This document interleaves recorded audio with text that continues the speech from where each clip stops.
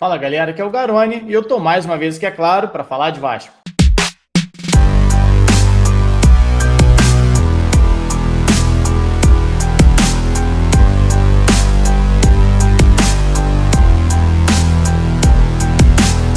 Bom, nos últimos dias eu recebi muitas mensagens de torcedores aqui no canal, lá no Instagram, no Twitter, no Facebook, enfim, muita gente questionando quais eram os problemas do Vasco, quais são, na verdade, os problemas do Vasco, como esse time do Marcelo Cabo está jogando, o que está dando errado, e eu já respondi isso diversas vezes na live, já respondi, inclusive, algumas vezes eu respondo a galera no Twitter, no Instagram, mas eu preferi fazer aqui um vídeo para explicar de uma maneira talvez um pouco mais didática do que está acontecendo com esse time do Vasco, como o Vasco tem atuado e quais são os grandes problemas e talvez algumas das soluções ou possíveis soluções para esse time. Eu vou começar, na verdade, com uma dúvida que muita gente me mandou, que foi sobre o esquema base do Vasco. Resolvi usar o Tactical Pad aqui, que eu acho que ajuda muito a gente para entender a movimentação, entender as fases do jogo e as diferentes formações. Eu vi muita gente mandando mensagem falando sobre o 4-3-3, que o Vasco tinha que abandonar o 4-3-3, que sempre que o Vasco joga no 4-3-3 não funciona. A grande verdade é que o Vasco não joga no 4-3-3. O time do Marcelo Cabo sempre jogou, desde a primeira partida, num 4-2-3-1, que ele gosta de chamar num 4-2-3-1 posicional. 4-2-3-1 é o esquema, o posicional é a ideia de jogo, é o conceito um pouco maior, acima, inclusive, do esquema. O próprio Ramon, o Vasco do Ramon, jogava num 4-3-3, que também era posicional, ou seja, ser posicional ou não tem nada a ver com o esquema tático utilizado. Você tem ali as preferências individuais de cada treinador, e você tem, inclusive, as execuções diferentes de cada treinador, o seu pensamento sobre aquela teoria, né, sobre esse formato de jogo. Mas vamos lá, vamos ao Vasco do Marcelo Cabo. Ele tem parte dessa base do 4-2-3-1, que nada mais é 2 zagueiros e 2 laterais, como a gente está mais do que acostumado aqui no futebol brasileiro, 2 volantes mais à frente. E aí a gente tem teve na última partida, o Michel e o Juninho, depois Michel e Galarza, e antes tinha sido Michel e Galarza também, já teve Bruno Gomes e Andrei e Galarza, Rômulo e Andrei, ou seja, é um setor que me parece ser determinante, inclusive, para o funcionamento do time do Marcelo Cabo, e que ele não está satisfeito, tanto que há uma rotatividade muito grande exatamente nesse setor. E você tem mais à frente uma linha de 3, com o Jabá mais aberto pelo lado esquerdo, o Gabriel Peck de volta ao lado direito, ele começou bem a temporada jogando pelo lado direito, depois foi deslocado para a esquerda para a entrada do Morato, e agora ele retorna para esse lado direito, o Marquinhos Gabriel como um meia central, jogando logo atrás do Cano, e o Cano como centroavante. A base, o esquema base é esse. Mas o Vasco se comporta, e todos os times são assim, de maneiras diferentes, de acordo com a fase do jogo. O que é fase do jogo? Uma coisa é quando você está sem a bola, outra coisa é quando você está com a bola. Uma coisa é quando você está saindo com a bola lá de trás, com a bola nos pés do Vanderlei, ainda, por exemplo. Outra coisa é como você se posiciona para atacar. Enfim, são fases distintas do jogo, como você se posiciona para criar. E eu vou tentar mostrar um pouquinho dessas variações para a gente tentar entender também os problemas de acordo com a fase. Eu vou começar, na verdade, pela saída de bola, que talvez seja o que mais chamou atenção nesse início de Série B em relação aos problemas e a dificuldade que o Vasco tem tido para sair dessa fase inicial de transição para você chegar numa segunda fase, por exemplo, de construção e depois numa terceira fase ali de finalização de jogada. O Vasco tem ficado muito preso com a bola nos pés dos zagueiros e dos volantes, e eu vou tentar entender um pouquinho aqui o porquê disso. O Vasco faz uma saída tradicional, já tem ficado cada vez mais como uma saída de 3. Um dos volantes baixa entre os 2 zagueiros, nem sempre entre os 2 zagueiros, tá? Se a gente for analisar o gol sofrido contra o Brasil de Pelotas, por exemplo, o Galarza perde uma bola aberto lá pelo lado esquerdo, na saída de 3. Ou seja, o Ricardo Graça estava por dentro, o Hernando pela direita, e quem estava aberto pelo lado esquerdo era o Galarza. Isso é comum. Em outros momentos a gente já viu o Andrei, por exemplo, pelo lado direito, quando ele vinha sendo titular, tentando ajudar nessa saída, exatamente para qualificar esse toque de bola pelo corredor, enfim. Aí são algumas variáveis que acontecem no jogo, de acordo com o adversário e tal, orientação do treinador. E você tem como base mais à frente esse segundo volante. É uma saída 3+1 que a gente chama. Você tem essa primeira linha de 3, que é onde sai a bola primeiramente ali do Vanderlei, e depois você tenta buscar ou os laterais pelo lado, ou então esse segundo volante um pouco mais centralizado. A grande questão aqui que a gente já nota de cara é que fica um espaço muito grande. O Marquinhos Gabriel dificilmente desce para ajudar nessa saída de bola e você tem os pontas abertos, que é uma das ideias do conceito de jogo posicional, que é você trabalhar muito a amplitude, ou seja, você abrir bem o campo com seus extremos e você dá profundidade, ou seja, você segura o seu centroavante aqui. Para quê? Para que o time adversário não suba todas as suas linhas. Vou até botar em campo aqui, eu usei o Avaí como base, porque foi o último adversário que o Vasco enfrentou, e jogava num 4-4-2. Então, se a gente for ficar mais realista esse posicionamento, o que acontece aqui? Você tem o Marquinhos Gabriel e o Cano presos, né, muito próximos aqui da linha de 4 do time do Avaí. Você tem os dois laterais nos extremos do Vasco. E aí você começa, quando o time quer fazer uma pressão mais alta, como fez o Operário, por exemplo, em cima do Vasco, o teu homem base, que é muitas vezes o homem de segurança desse passe, já cercado por dois jogadores. Que aí você tem o meia-direita fechando, os meias, né? Direita e esquerda fechando os laterais, e os dois atacantes, como costuma ser, tentando incomodar nessa saída de bola. Você cria uma superioridade que o Vasco tem criado aqui com 3 contra 2, mas é uma superioridade que você não avança no campo. Você não consegue, por exemplo, a bola está com o Ricardo Graça, esse atacante vem aqui pressionar ele, só a gente lembrar do gol do Operário, por exemplo, que o Graça vem por aqui, o Leandrinho vem marcar, ele dá no Zé, que já está todo mundo pressionado. Essa opção de passe aqui por dentro do primeiro volante acaba sendo pressionado pelo outro atacante. Então, qual é a superioridade que o Vasco tem? Quem é o homem livre, que é um outro conceito do jogo posicional? É o Hernando aqui do outro lado. Como é que você faz para essa bola chegar aqui no Hernando? Se ninguém tiver uma movimentação, e a gente tem visto pouquíssimas movimentações dos jogadores do Vasco, essa bola circula, volta lá no Vanderlei. Deixa eu ver se eu consigo botar até uma bolinha aqui para ficar bonitinho. Aqui. Bola sai no Graça, por exemplo. Vanderlei deu no Graça. Graça foi pressionado. O outro jogador mais à frente, o atacante, vem aqui no primeiro volante, que sabe que é um homem que costuma receber essa bola. Então, Graça não tem muito o que fazer. Ou carrega, como carregou contra o Operário e acabou dando no Zeca na fogueira e vai sofrer o gol, ou volta no Vanderlei, que é o que a gente mais tem visto, né? Vanderlei tocando mais na bola do que o Cano, muito mais. E ele tenta circular depois aqui para o Hernando. A questão é que, além do Vasco ter que circular para trás essa bola, é uma troca de passes muito lenta.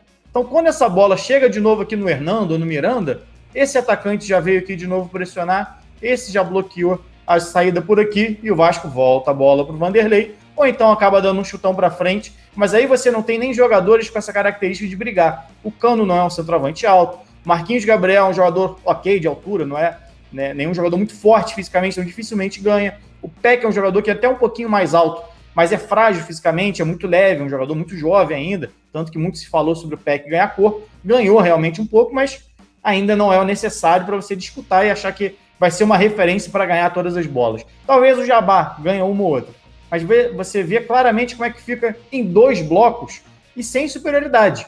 Não é uma superioridade numérica, mas não é de qualidade. Né? Você não vê algum jogador realmente receber livre. Dificilmente você vai ver esse cara aqui indo marcar o Graça e o jogador do Vasco, o volante, saindo aqui por dentro. A não ser numa jogada individual, como fez o Juninho em alguns momentos contra o Brasil de Pelotas, como fez até no primeiro tempo contra o Avaí. Então facilita muito a marcação do time adversário e o Vasco tem tido muito dessa dificuldade. Como que você faz para sair disso? É claro que é uma teoria, né? Você tem que fazer isso, executar em campo. Eu sinto muita falta do Marquinhos Gabriel sair do lado do Cano. Isso eu já comento lá de trás, inclusive antes do Marquinhos Gabriel retornar. Eu lembro um jogo, se não me engano foi Vasco Boa Vista, que o Vasco acabou sendo eliminado do Campeonato Carioca. Foi o Vasco Boa Vista, um 2-2, que acho que era o Carlinhos que estava jogando como 10.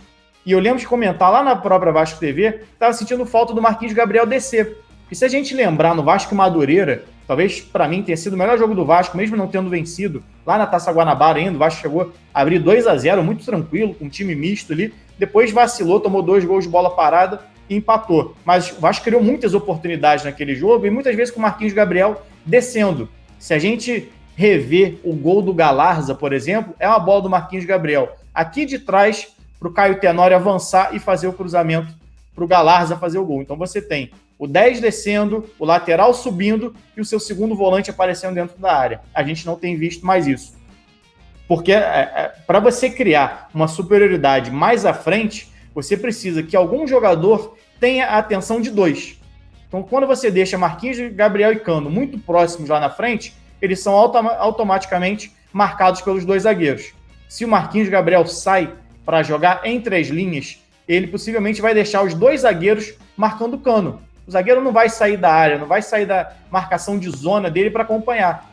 Então, o Marquinhos ou ele vai receber livre, ou ele vai obrigar a um desses meias baixar para marcar ele, e aí esse volante aqui vai ter um pouco mais de liberdade, vai deixar de estar encaixotado por dois e vai passar a poder fazer uma jogada individual, por exemplo, ou receber com um pouco mais de qualidade nesse balanço. Se você conseguir rodar um pouquinho mais rápido, pegando o zagueiro livre aqui, ele consegue achar... Opa!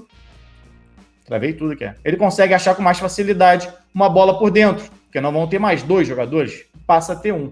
Muita gente confunde o jogo posicional com estar parado esperando a bola. E não é isso. É você exatamente identificar os espaços e ocupar em cada setor.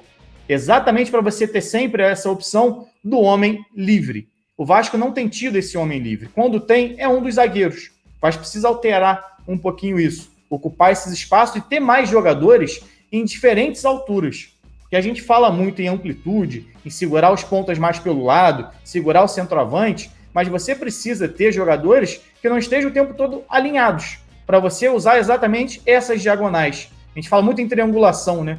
Se a gente olhar aqui, só o fato do Marquinhos Gabriel descer um pouquinho, você já passa a ter a opção de uma triangulação aqui, com o Cano vindo um pouquinho para receber a bola. Você passa a ter uma opção de triangulação quando você sai pelo lado com o zagueiro, Marquinhos Gabriel e lateral, com lateral, Marquinhos e o extremo, entendeu? Então você passa a ter muito mais opções de passe do que simplesmente botar essa bola no corredor lateral, buscar o extremo, tentar chegar na linha de fundo e cruzar. Esse para mim é um dos grandes problemas do Vasco na saída de bola, mesmo quando não é pressionado. O que acontece? Como o Avaí, por exemplo, no último jogo, fez 1-0, o Vasco vacilou ali, mais um erro coletivo, mais um erro, vou falar até um pouquinho aqui, um pouco mais sobre pressão sem bola, pressão com bola, que o Vasco tem vacilado também. O Avaí passou a baixar ainda mais as suas linhas e marcar lá atrás. Então deu campo para o Vasco, deixa eu reposicionar aqui como estava antes, uma linha de 4 ofensiva do Vasco, segundo volante encaixotado entre essas linhas, os laterais subindo um pouco mais, os zagueiros subindo mais e os atacantes adversários marcando lá no seu campo de defesa. E o Vasco tentando sair, rodando bola, ainda com essa linha de 3 e liberando ainda mais os laterais para subirem um pouquinho. Então o que a gente vê o Vasco rodar é muito parecido com um time de handball. Abre no zagueiro, abre no lateral, volta para o zagueiro, vem aqui para o armador central, se a gente for pensar em handball, volta aqui para o zagueiro, depois vem aqui para o ala mais uma vez e não sai muito disso. Qual é o grande problema? Esses 4 jogadores do Vasco de frente acabam sendo marcados não só pelos 4 que estão em tese atrás deles, mas também pelos 4 que estão à frente. Porque esses quatro jogadores que estão à frente são os que bloqueiam a linha de passe, ou seja, é o cara que intercepta o passe. Por isso a gente vê muito passe errado.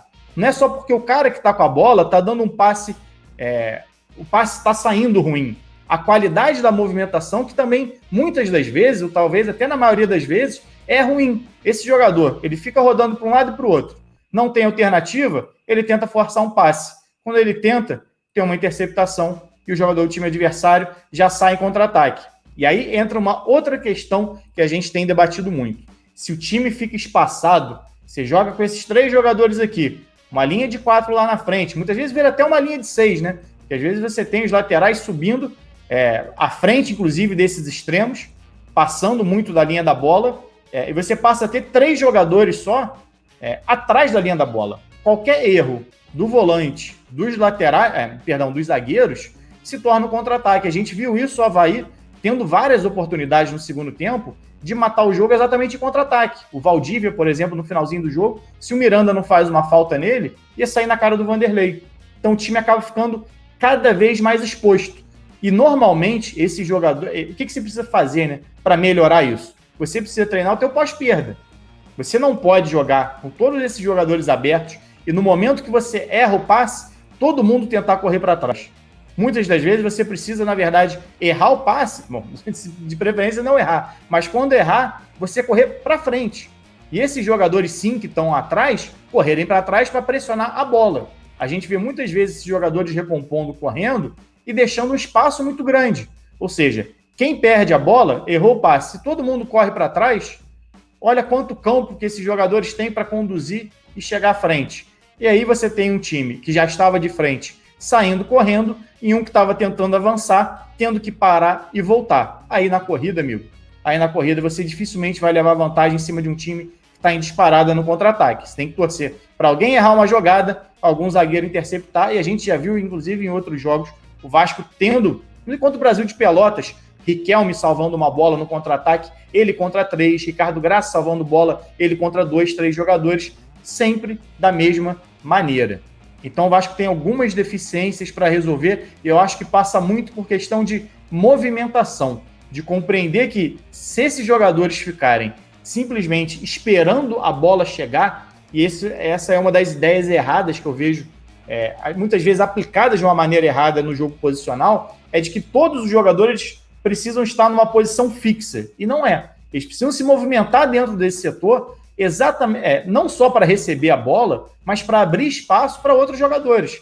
Como eu disse aqui, se o Marquinhos Gabriel sai dessa referência que ele tem ficado junto com o Cano, você já passa a gerar a dúvida na marcação se o zagueiro sai para acompanhar ou não, se o volante baixa para pressionar ele ou não, e isso você vai gerando espaço para outros jogadores. E a gente não tem visto movimentações, inclusive do Cano, fazendo algumas diagonais para tentar arrastar essa marcação junto com ele, ou talvez você abrir espaço para alguém vir de trás.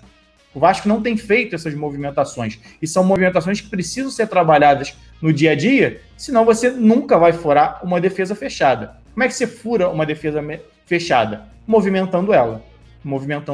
Então você precisa de uma troca de passes mais rápida, e isso não quer dizer chegar aqui na frente em 3, 4 passes, mas muitas vezes, ainda que você circule essa bola de um lado para o outro, que você circule com mais velocidade, para nesse movimento que o time adversário faz, de ir para um lado, vamos imaginar aqui o Vasco jogando mais pelo lado esquerdo, a aproximação do Marquinhos Gabriel, do segundo volante por aqui, estou até com um ponto aqui atrás, né? O Vasco com 4 jogadores no lado esquerdo, por exemplo, nessa construção de jogada. Se você simplesmente roda essa bola para cá e volta e gira para cá, com lentidão, dá tempo de todo mundo se movimentar. Agora, se essa movimentação sai um pouco mais rápido e a marcação não acompanha, você passa a receber essa bola um pouco mais livre e você consegue girar, por exemplo, botar na frente, esse cara já ficou para trás, você tem as costas aqui, e você consegue ir avançando um pouco mais rápido com essa bola. Em algum momento o Vasco precisa acelerar o jogo nesse último terço para você criar realmente uma chance de gol. A gente vê um Vasco ainda muito parado na hora de construir, achando que o espaço vai surgir aleatoriamente, o que acaba sobrando. Uma jogada individual, nem que seja botar na frente aqui do Léo Jabá, que já fez algumas, inclusive o gol do empate, né, contra o Boa Vista, que classificou o Vasco à Copa do Brasil, foi uma jogada individual do Jabá pela esquerda, um cruzamento para o Cano, que até sumiu aqui, para chegar para finalizar. Ou então a gente vê muito o Léo Matos recebendo essa bola lá do direito, dá um tapa na frente e cruza. Mas muitas das vezes você tem ali simplesmente só o Cano aparecendo e o Marquinhos Gabriel, ou no segundo tempo, como a gente tem visto, Daniel Amorim agora entrando. É muito pobre, é uma ideia de jogo muito pobre, sem aproximação, e o Vasco acaba ficando muito preso a sobrar simplesmente uma bola para algum jogador ali dentro para conseguir fazer seu gol. Então, é um modelo de jogo que sempre cabe, bem treinado, bem executado. Obviamente, qualquer modelo de jogo serve, qualquer esquema tático serve. A questão está sendo bem executado? Não está. Por falta de treinamento ou porque os jogadores não entendem? Qual é a dificuldade desse time do Vasco? É falta de ideias do treinador ou incapacidade dos jogadores de executarem? Acho que isso tem que ser avaliado, principalmente internamente, né? Não adianta a gente avaliar aqui, lá dentro a avaliação ser outra. Vai ser avaliado internamente para saber o que está funcionando e se é possível corrigir, ou se não é possível corrigir, você precisa tomar um novo destino.